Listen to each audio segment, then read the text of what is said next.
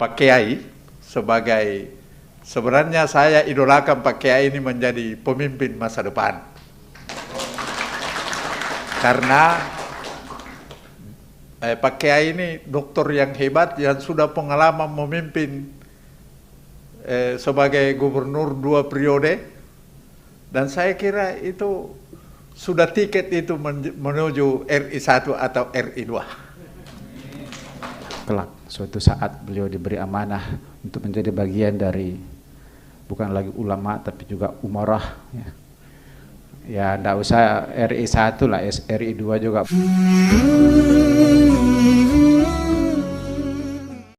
Terima kasih. Bismillahirrahmanirrahim. Assalamualaikum warahmatullahi wabarakatuh. Bapak Rektor yang sama-sama kita hormati, Bapak Moderator, Ketua Senat, dan para pimpinan struktural dari Universitas Hasanuddin yang saya hormati dan saya muliakan, rekan-rekan, ananda, para mahasiswa, ada beberapa hadir di sini, ada pimpinan BSI Regional Makassar, alhamdulillah juga hadir, kemudian ada sahabat saya ya, Wakil Direktur Pascasarjana UIN, Bapak Dr. Andi Adrus, Ketua Ikatan Cendekiawan Alumni Timur Tengah di Sulawesi Selatan, dan seluruh yang saya muliakan. Demikian pun yang hadir secara virtual, mungkin ada yang menyimak ya dari kejauhan, kita berjumpa dalam ruang virtual. Assalamualaikum warahmatullahi wabarakatuh.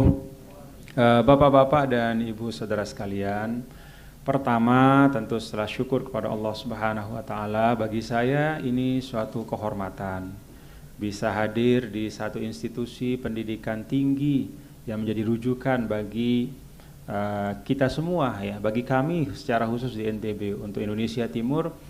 Itu salah satu dari cita-cita anak muda kami kalau mau sekolah di luar daerah itu adalah berangkat ke Unhas, musafir ke Unhas gitu.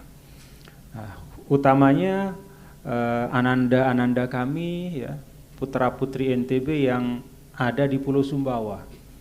Karena itu secara tradisional Lombok hubungan kultural, ekonomi itu banyak dengan Surabaya. Sedangkan Pulau Sumbawa, khususnya daerah Bima, itu kultural dan juga keilmuan, sosial, bahkan sejarah itu dengan Pulau Sulawesi. Dulu Kesultanan Bima adalah bagian dari Kesultanan Goa. Karena itu sesungguhnya bagi kami Universitas Hasanuddin ini, kalau boleh saya sampaikan, adalah salah satu lembaga pendidikan tinggi yang sebenarnya sudah sangat kontributif untuk NTB. Karena Unhas mendidik demikian banyak anak-anak Nusa Tenggara Barat. Jadi terima kasih sekali lagi untuk Unhas, dan mudah-mudahan kerjasama seperti ini bisa terus dapat ditingkatkan dan kami dapat terus menimba ilmu, hikmah, dan pengalaman dari Universitas Hasanuddin yang kita banggakan. Saya tadi menyimak Pak Rektor. Ya, Pak Rektor tadi menyampaikan beberapa hal yang saya lihat memang bottom line-nya, kalau boleh ya, mungkin keliru juga ya, tapi bottom line-nya adalah tidak sedikit hal-hal di dunia ini yang kita pertentangkan, ya, yang kita pertentangkan, kita hadapkan secara diametral, padahal sesungguhnya dia merupakan hal yang bisa disandingkan, atau bahkan dia adalah bagian dari hal yang lebih besar lagi yang sama. Kalau kita bicara tentang politik dan non-politik, kita bicara agama dan non-agama, kita bicara ilmu umum dan ilmu agama. Ini sebenarnya dari dulu sekali Imam Ghazali itu sampai mengatakan bahwa antara syariat dengan akal, itu gambarannya menurut Imam Ghazali, syariat itu adalah aqlun minal kharij, sedangkan akal itu adalah syar'un fid dakhil. Jadi syariat itu adalah akal tapi dari luar, ya, dalam tanda kutip akal, sedangkan akal itu adalah syariat yang ada di dalam gitu. Jadi antara syariat dan akal itu, antara wahyu dan rasio, sebenarnya kalau dalam pandangan Ahlus Sunnah wal Jamaah itu bukanlah dua hal yang perlu dipertentangkan. Karena itu Imam Ghazali mengatakan bahwa kalau kita bicara tentang ilmu agama dan ilmu umum, sebenarnya dari sisi maqasidus syariah itu tidak ada bedanya. Kan kita bicara dalam tingkatan yang tertinggi kalau agama itu adalah maqasidus syariah, yaitu menjaga 5 hal pokok dalam kehidupan. Jiwa, agama, akal, harta, dan keturunan. Akhir-akhir ini ada ulama yang memasukkan yang keenam, yaitu hifzul bi'ah, memelihara ekosistem kehidupan. 5 atau 6 inilah sebenarnya risalah agama. Nah, kalau kita lihat maqasidus syariah yang 5 ya, atau yang mulai disebutkan tambah 1 lagi ekosistem kehidupan, maka sesungguhnya ini kan agenda agama dan juga agenda ilmu juga, ilmu pengetahuan. Ya. Kalau sudah bicara 6 hal ini kan nggak boleh kita bedakan lagi dan tidak bisa kita bedakan lagi. Ya. Mungkin secara pendekatan iya, tetapi esensinya sama. Sehingga ketika Imam Ghazali membahas tentang perbedaan yang paling mungkin, ya, kalau kita bicara tentang ulumun syar'iyah dan ulumun ghairu syar'iyah, ilmu agama dan non agama, adalah bahwa ilmu agama itu masdaruhu al-wahyu, ya. Sedangkan ilmu non agama itu masdaruhu al-aqlu wat tajribah. Jadi kalau ilmu agama itu sumbernya wahyu, kalau ilmu non agama itu sumbernya adalah akal, pengalaman, dan eksperimen. Tapi kemudian Imam Ghazali membahas akal itu dari mana? Eksperimen itu artinya apa? Eksperimen itu kan mengakumulasi keseluruhan observasi terhadap ayatullah al-kauniyah, ayat-ayat yang dibentangkan di alam raya, yang validitasnya itu sama dengan ayat yang makru'ah, ayat yang tertulis. Karena itu orang yang mengingkari ayat-ayat Allah yang dibentangkan di dunia ini, itu sama dengan orang yang mengingkari teks-teks yang suci yang ada di dalam kitabullah. Itu rumusan dari Imam Ghazali. Karena itu kalau kita lihat rumusan dari Imam Ghazali itu, pada akhirnya semua itu berjumpa, ya, pada esensi bagaimana apa yang kita lakukan, ya, keberagamaan kita, ya, kemudian pergulatan keilmuan kita itu berujung kepada tahqiqul maslahah, yaitu bagaimana menghadirkan kemaslahatan, ya, bagi semua, kemaslahatan kolektif, ya. Dan semakin besar kemaslahatan itu, maka semakin mulialah apa yang kita lakukan itu. Itu catatan saya sedikit, ya, yang tadi Pak Rektor sampaikan, sehingga Bapak-bapak Ibu, ya, kalau Bapak Ibu di Unhas bekerja secara intelektual, ya, ranah akademik, jangan khawatir. Jangan khawatir, nggak kalah pahalanya dibanding orang yang belajar ilmu agama. Tidak kalah pahalanya. Karena semua ulama sepakat gitu bahwa apa yang dihasilkan oleh akal budi manusia itu juga sumbernya dari Allah Subhanahu wa taala.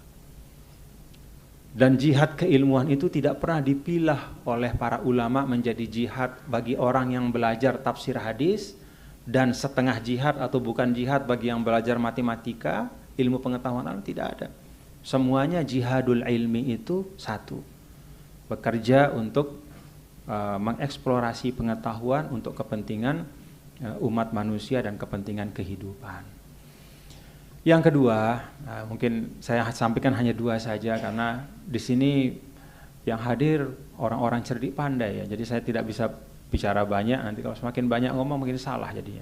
Jadi yang kedua saya ingin sampaikan berdasarkan pengalaman saya. Hal yang kedua ini lahir dari saya mengamati, ya.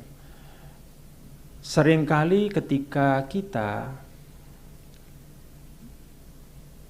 merumuskan kebijakan, ya, kebijakan publik dalam satu sektor,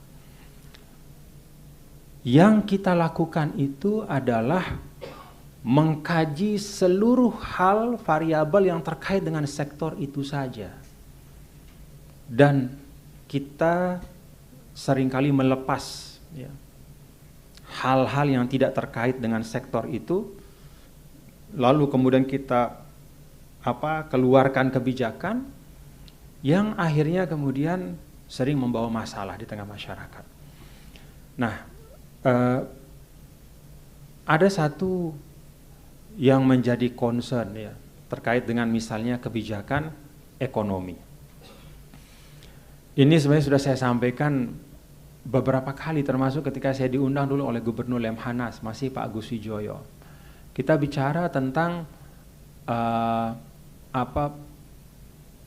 apa yang terbaik ya untuk policy making di Indonesia dengan kompleksitas kita di Indonesia yang tidak dimiliki oleh semua negara.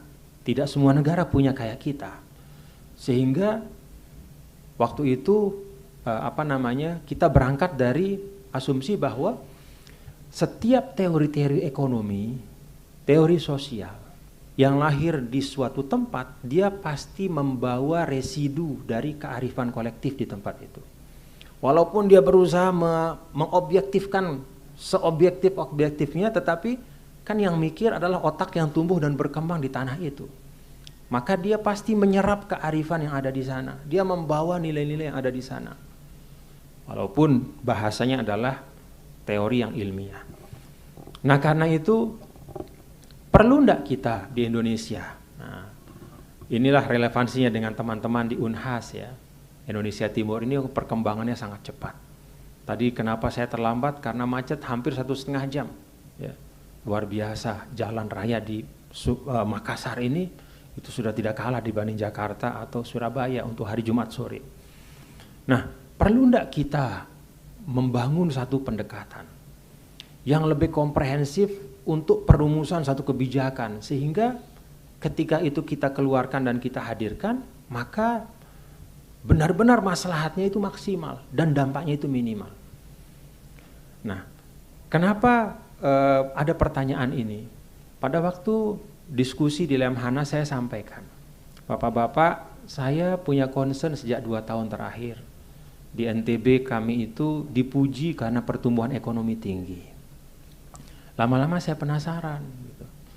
Pertumbuhan ekonomi tinggi ini apakah pelakunya itu terdistribusi merata sehingga kemanfaatan ekonominya juga bisa dirasakan semua, atau ini pelakunya hanya sedikit dan lalu hitungan PDRB itu, agregat itu ternyata tidak mencerminkan benar-benar ya, aktivitas yang dinikmati oleh semua. Lalu saya lihat data, saya ajak diskusi teman-teman Bapeda, ternyata walaupun pertumbuhan ekonomi pada saat itu ya di NTB ada dalam kuartal tertentu itu naik, tapi ternyata pelaku ya yang menikmati pertumbuhan ekonomi itu ternyata banyak dari luar NTB.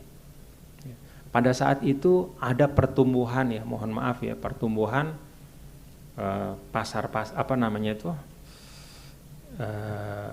market ya mini market. Nah, tumbuh minimarket itu konsumsi masyarakat naik. Kan masyarakat senang lihat market yang terang, ber-AC. Akhirnya yang tidak diperlukan pun dia belanjain. Naiklah pertumbuhan ekonomi kita karena konsumsi naik gitu.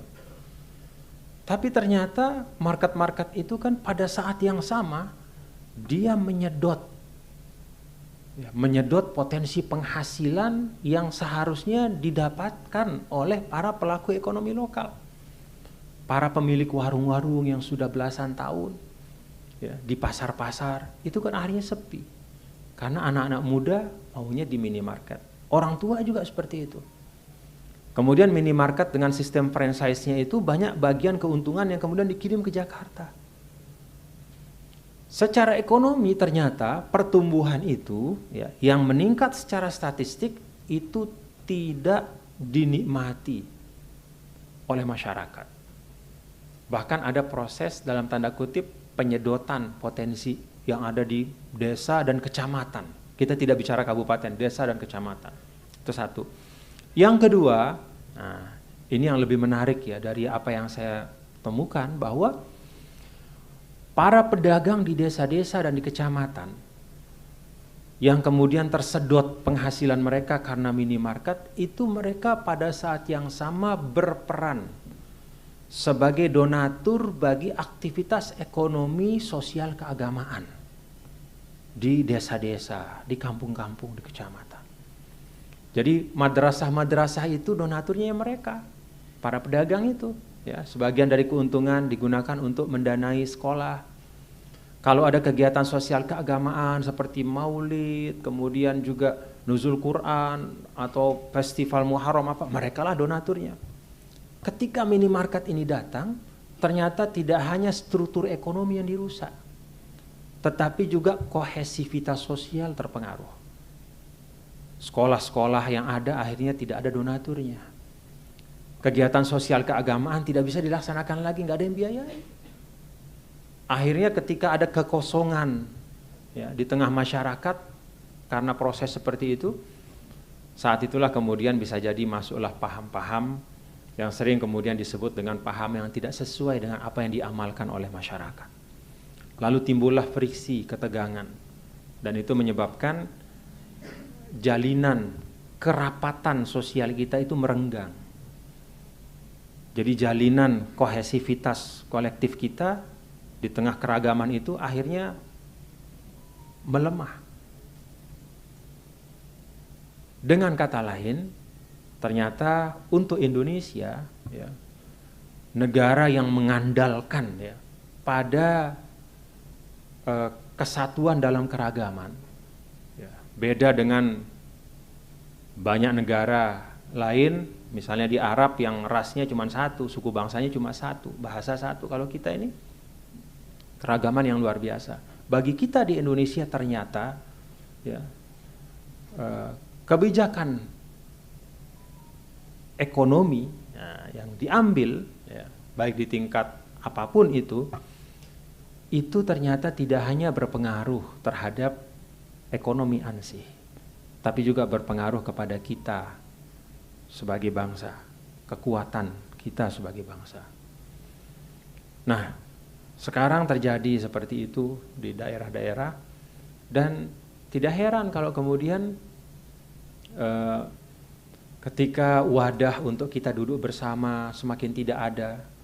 Kan acara-acara keagamaan itu sebenarnya acara-acara yang memperjumpakan kita. Kita ketemu sama tetangga, sama teman, salaman, berjumpa bersama.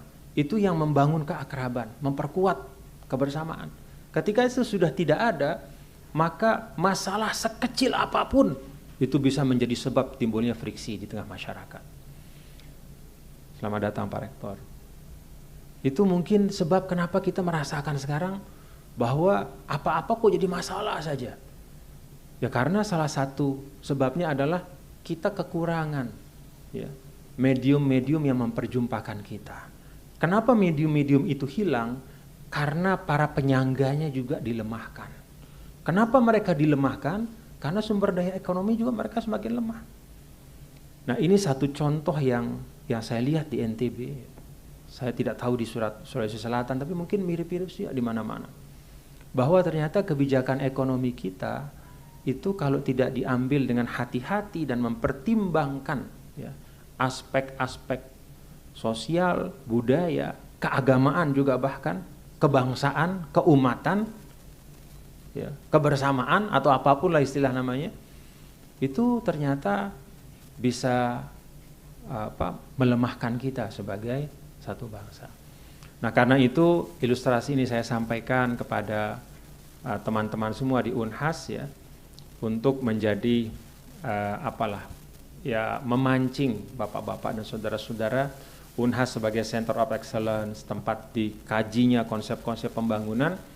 Mudah-mudahan ke depan ya, di bawah kepemimpinan Bapak Rektor ya, dan Anda semua sebagai cendekia di sini itu bisa menghadirkan pendekatan pembangunan ya, formulasi kebijakan yang lebih komprehensif, dan memperlakukan kearifan sosial kita yang intangible itu ya tidak kalah pentingnya dibanding dengan indikator-indikator kuantitatif yang bisa dibaca di dalam rilis-rilis ekonomi. Tidak hanya bicara berapa uang yang keluar, berapa produk domestik bruto yang dihasilkan, ya, berapa persentase pertumbuhan ekonomi dan seterusnya, tapi juga mempertimbangkan ya bagaimana indeks sosial budaya itu bisa terjaga. Saya nggak tahu kita sudah mengembangkan enggak indeks kohesivitas sosial itu ada enggak? Kalau enggak ada mungkin perlu kita bikin. Sehingga kita bisa melihat semua yang ada di Indonesia ini sebagai satu khazanah yang kita harus jaga bersama.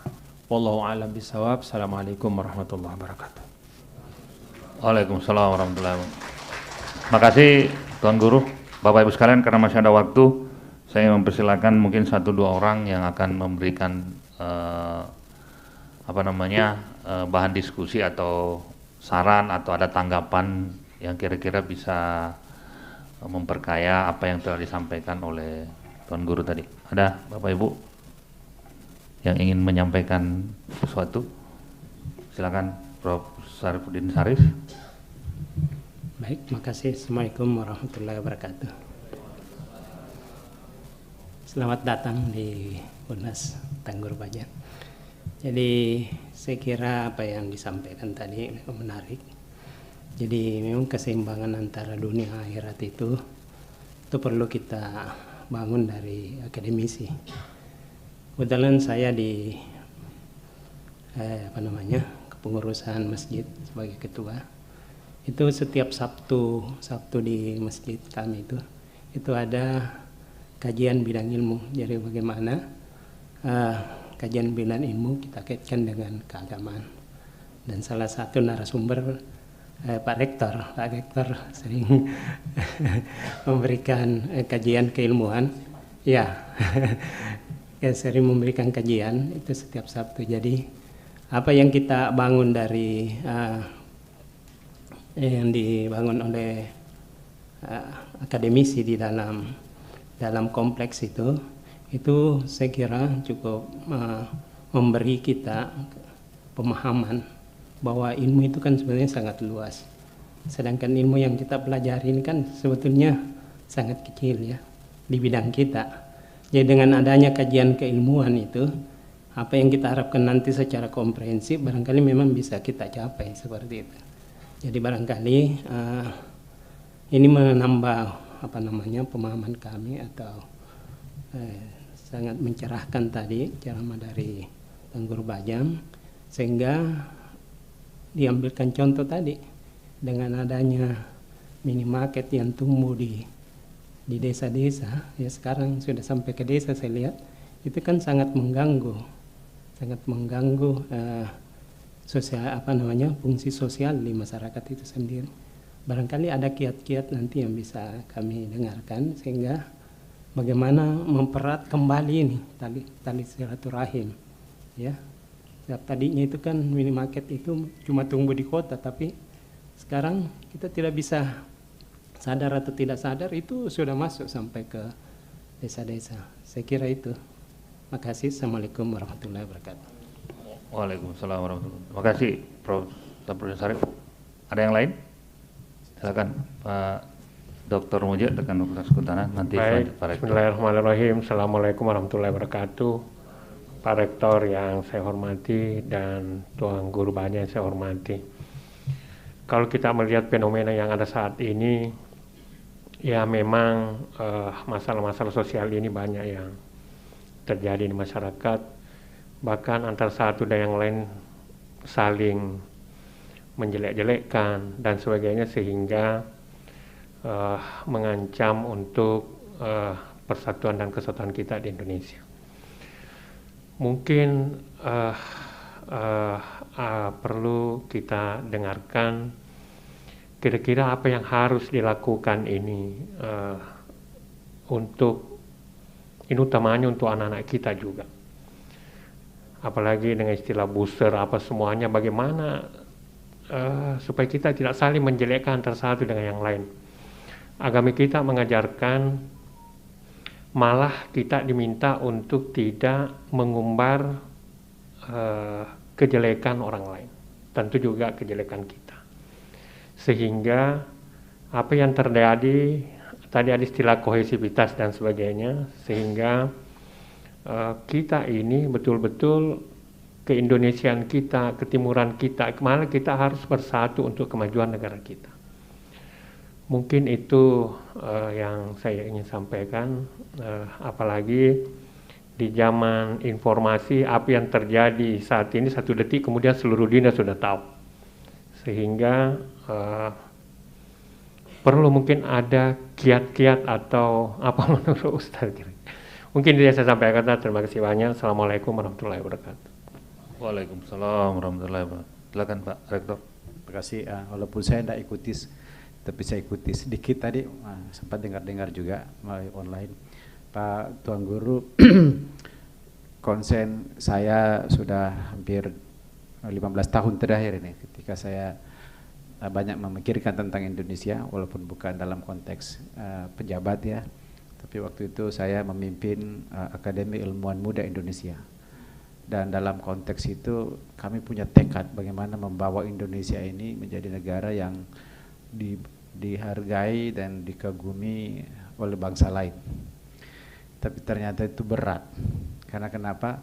Kita tidak menunjukkan kualitas. Global Competitive Index, walaupun kita negara dengan penduduknya nomor 4 di dunia, tapi kita untuk Global Competitive Index, ya, kemampuan kita berkompetisi, berdaya saing, itu kita masih nomor 40 kurang lebih ya. Bahkan dalam memproduksi ilmu pengetahuan kita juga masih lebih dari 40. Nah, saya kadang-kadang risau gelisah, ini ada apa ini dengan bangsaku yang besar ini? Apakah kita kurang apa ini? Apakah pendidikannya salah ataukah peran umatnya ini yang belum terlalu kuat? Kan kebetulan ada beberapa saya lihat ustaz kita, mungkin perlu kita gerakkan ini untuk bagaimana bangsa ini bangkit ya. Ilmu agama kita dorong, tapi juga ilmu-ilmu lain bagian dari ibadah ini kita dorong sehingga kita juga bisa berkompetisi. Karena bagaimanapun ke depan saya kira teman-teman perbankan tahu bahwa dalam konteks memajukan suatu negara maka inovasi itu terlalu penting. Ini 2 HP saya pegang ini dan HP Bapak semua, bahkan layar yang ini semua kan itu mau diapa lagi, itu buatan negara lain. Anak bangsa kita ini yang mayoritas umat Islam kok nggak bisa gitu. Mungkin ini harus ada jihad-jihad baru yang sifatnya untuk menunjukkan bahwa Indonesia itu harus bisa bangkit dan generasi muslimnya harus bisa ikut memajukan bangsa ini, karena indeksnya menyakitkan hati kita dan sakitnya itu di sini. Saya berharap mungkin Tuan Guru bisa memberikan kami sedikit obat, ataukah mungkin mudah-mudahan kelak suatu saat beliau diberi amanah untuk menjadi bagian dari bukan lagi ulama tapi juga umarah ya. Ya enggak usah RI 1 lah, RI 2 juga boleh ya. Atau RI 3 juga enggak apa-apa. Yang penting bahwa beliau memiliki peran di dalam memperbaiki mengungkapkanlah kegelisahan ilmuwan ya kepada umarah bahwa ya, ayo dong perbaiki tuh. Bangsa ini harus kuat dari sisi penguasaan sains, teknologi, dan inovasi. Dan kami di perguruan tinggi kan selalu mau Pak Ustaz, Pak Guru, Pak Tuan Guru. Tapi kita selalu banyak sekali batasan, hambatan-hambatan yang masih berusaha kita berjuang untuk mengatasi itu. Tapi perlu dukungan umarah, terutama dalam kaitannya dengan dukungan infrastruktur, dukungan pendanaan, karena kita butuh untuk menguasai ITEX itu. Saya kira karena ini waktu saya sekian, silahkan mungkin nanti kita cek waktunya Pak Suhaib, jangan sampai kita membuat Tuan Guru terlambat pesawatnya. Ya, makasih. Assalamualaikum warahmatullahi wabarakatuh. Assalamualaikum warahmatullahi wabarakatuh. Makasih Pak Rektor. Pro Armin bisa terakhir tapi singkat ya Pro Armin ya. Ya, makasih Pak Moderator. Yang terhormat Tuan Guru Bajang dan Pak Rektor dan teman-teman sekalian, ada beberapa statement dan sekaligus menjadi pertanyaan bagi yang saya perlu saya ajukan, yaitu yang pertama, Islam di Indonesia itu adalah pemegang kekuatan politik yang terbesar. Sayangnya berserakan di mana-mana, Sehingga kekuatan politik Islam yang sangat besar itu tidak bersatu untuk melakukan hegemoni politik. Malah dia dimain-maini oleh yang Islamnya biasa-biasa saja. Ini bagaimana ini kiatnya ini Islam dipersatukan dan sungguh-sungguh dia menjalankan kekuatan politik Islam secara kafah. Karena ini kan perintah agama ini, ya ayyuhallazina amanu bisilmi kafah. Tapi Pak Kiai juga bersoal kafahnya kalau sudah memerintah. Ini yang perlu. Kalau dia sudah memerintah, bersoal juga itu. Oleh karena itu, bagaimana menurut Pak Kiai sebenarnya saya idolakan Pak Kiai ini menjadi pemimpin masa depan. Karena Pak Kiai ini dokter yang hebat yang sudah pengalaman memimpin sebagai gubernur 2 periode, dan saya kira itu sudah tiket itu menuju RI 1 atau RI 2. Tapi sayangnya kekuatan politik Islam ini lagi-lagi berserakan di mana-mana. Pertanyaannya ini bagaimana menyatukan kembali kekuatan politik Islam yang berserakan itu menjadi suatu kekuatan politik yang utuh, tetapi tidak menolak agama lain, tetap mengakomodasi agama lain dan duduk bersama-sama sebagai pemerintah. Yang kedua, hubungan antara negara dengan masyarakat ini. Negara itu idealnya harus mengakomodasi apa yang menjadi aspirasi dan kepentingan rakyat banyak. Bukan menindas kepentingan rakyat banyak. Seperti yang tercermin dari beberapa peraturan-peraturan pemerintah yang pada dasarnya menindas. Dan celakanya, rakyat Indonesia setelah ditindas, dia pilih kembali itu yang menindas. Jadi rupanya rakyat kita ini pakai penuh pemaaf. Tidak pendendam. Sangat pemaaf. Karena meskipun barusan ditindas, dia pilih lagi dalam pemilu. Padahal idealnya, pemerintah yang menindas itu, partai yang menindas itu, satu saja yang dia takuti. Jangan pilih lagi dalam pemilu yang akan datang. Malam itu. Tapi rakyat kita ini sekali lagi sangat pemaaf. Ini yang perlu dicermati oleh kita semua. Yang ketiga pakai dan terakhir. Yang terakhir ini Prof ya, yang terakhir ini ya. Islam sebagai kekuatan utama, kekuatan politik yang utama di Indonesia itu seharusnya dipersatukan kembali seperti gagasan awal Masyumi, Majelis Syuro Muslimin Indonesia itu intinya itu adalah kekuatan politik Islam disatukan. Tapi karena ketuanya bukan Kiai Jawa, akhirnya NU keluar. Ini maaf ini yang NU ini. Ini sejarah partai politik Indonesia ini. Keluar dan memberikan NU, dan itu NU sekarang menjadi kekuatan politik Islam yang cukup kuat. Padahal dasarnya itu untuk mempersatukan umat Islam di seluruh Indonesia, maka hanya satu partai Islam saja.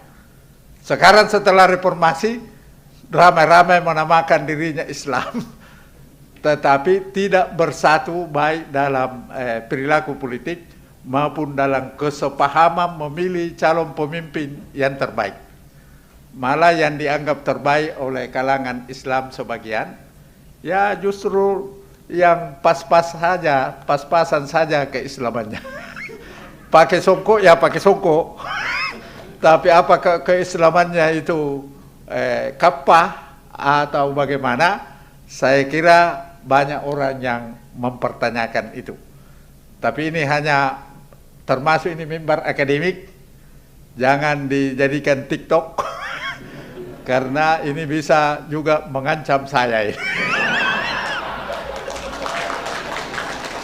Untungnya pertemuan ini dihadiri oleh Pak Rektor, jadi Pak Rektor bisa membela saya bahwa itu hanya dialog akademik, bukan menyalahkan siapa-siapa. Ini perlu kita memang diskusikan bersama-sama supaya kekuatan politik Islam itu betul-betul disatukan.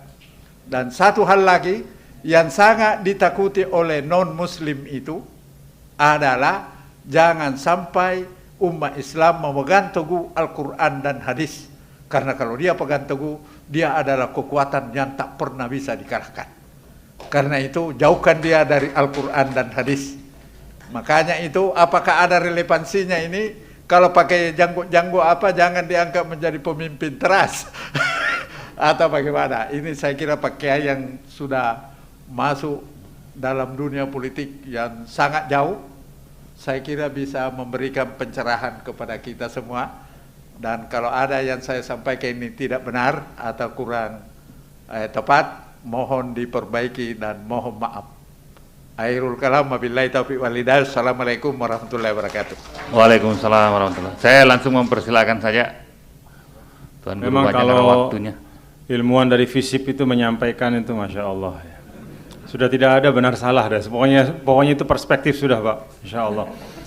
Tapi begini, secara singkat saya Pak ya, Alhamdulillah saya banyak juga dapat ilmu dari Bapak tadi.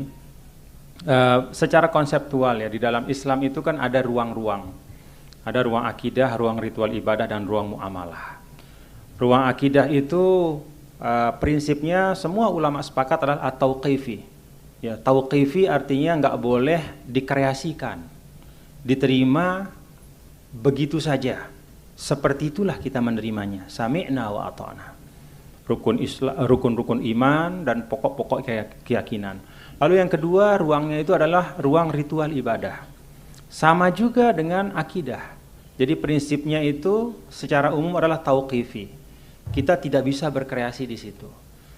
Bilangan rakaat, waktu dari 5 sholat kita yang wajib, ya puasa, haji dan semuanya. Ruang ketiga itulah yang namanya ruang muamalah. Ruang muamalah adalah selain daripada yang dua itu. Maka kita bicara di situ ruang sosial, ruang budaya, ruang politik, ruang ekonomi. Ya. Nah di dalam ruang muamalah itu prinsipnya beda dengan ruang akidah dan ruang ritual ibadah. Prinsip dari ruang muamalah itu adalah ibada'i ijtihadi, kreativitas dan inovasi. Karena itu Islam tidak pernah menentukan bentuk pasar kayak apa, tetapi prinsip-prinsip ekonomi. Islam tidak pernah menentukan bentuk pemerintahan kayak apa, tetapi prinsip-prinsip memerintah, prinsip-prinsip pemerintahan. Islam tidak menentukan struktur sosial kayak apa, tapi prinsip keadilan, kesetaraan, dan tidak ada eksploitasi. Jadi dalam ruang muamalah, itu semua ulama sepakat bahwa yang dihadirkan oleh Islam itu adalah prinsip. Lalu kita dipersilahkan berkreasi sesuai dengan tuntutan zaman, waktu, dan kondisi kita di setiap masa. Maka kita di Indonesia kemudian berkreasi, berijtihad secara kolektif, lalu kemudian kita sepakat ber-Indonesia, ber-NKRI dengan Pancasila dan Undang-Undang Dasar 1945. Jadi ini bagian dari ijtihad.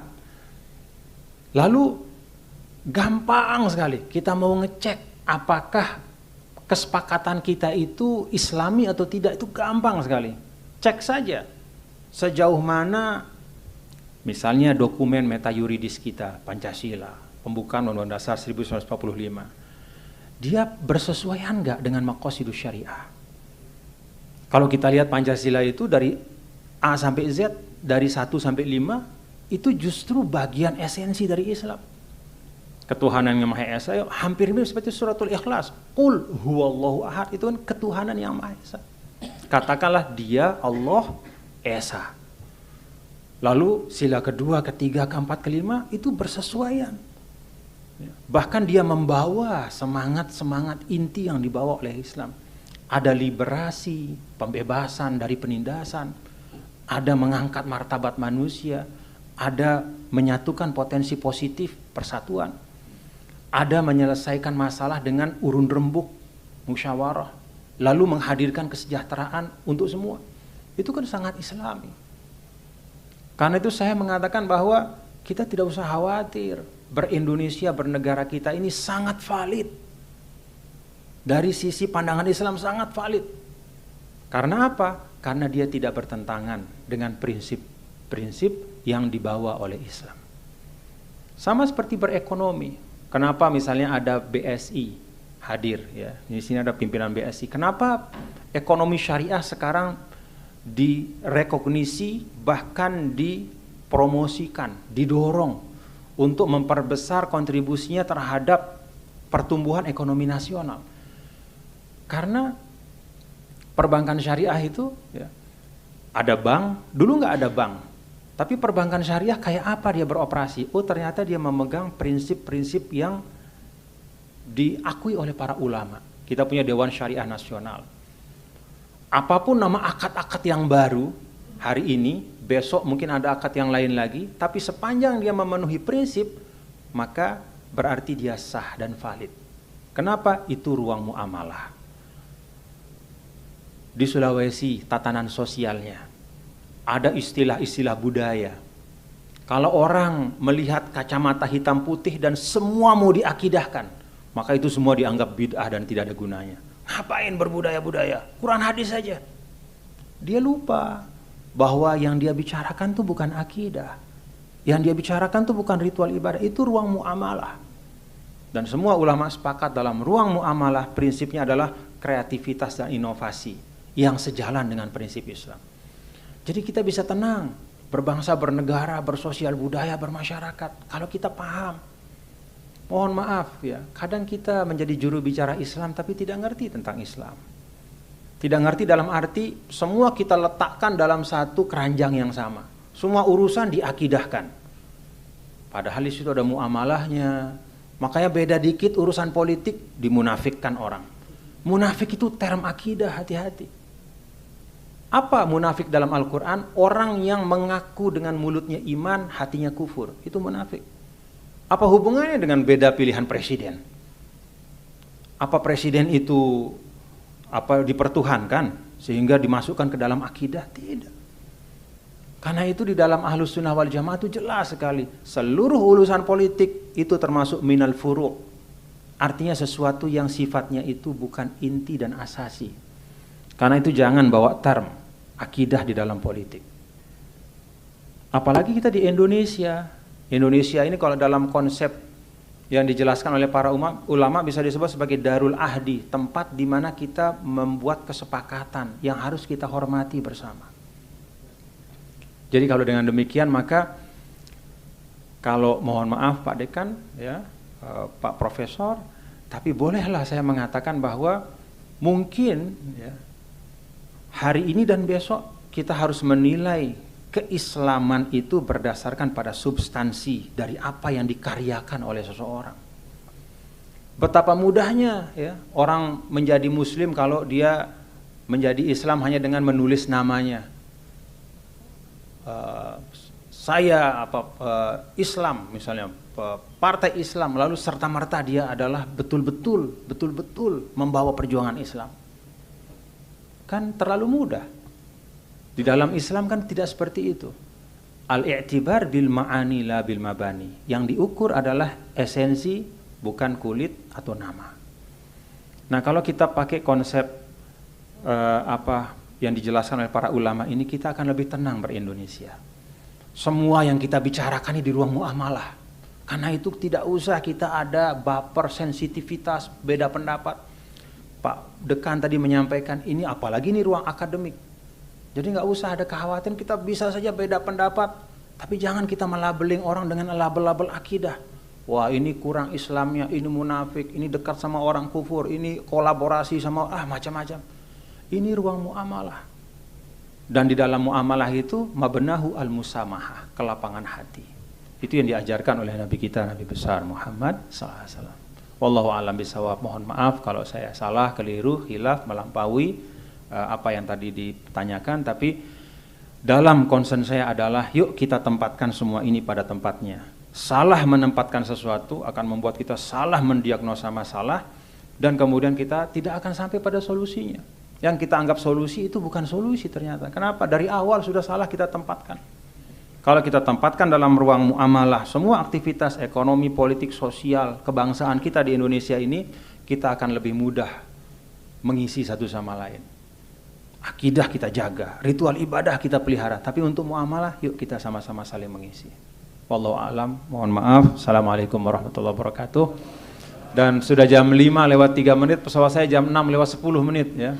Mudah-mudahan masih keburu. Makasih, mohon maaf sekali lagi. Makasih Pak Rektor, makasih Bapak-bapak dan Ibu, saudara semua. Mudah-mudahan saya bisa silaturahim kembali di Unhas yang kita cintai ini. Assalamualaikum warahmatullahi wabarakatuh. Waalaikumsalam warahmatullahi wabarakatuh. Makasih Pak Ustadz Tuan Guru Bajang. Karena keterbatasan waktu Bapak Ibu sekalian, kami mohon maaf tidak bisa memperpanjang sesi ini. Sebagai penutup, saya mohon kesediaan Tuan Guru dan Pak Rektor untuk mengambil tempat di depan.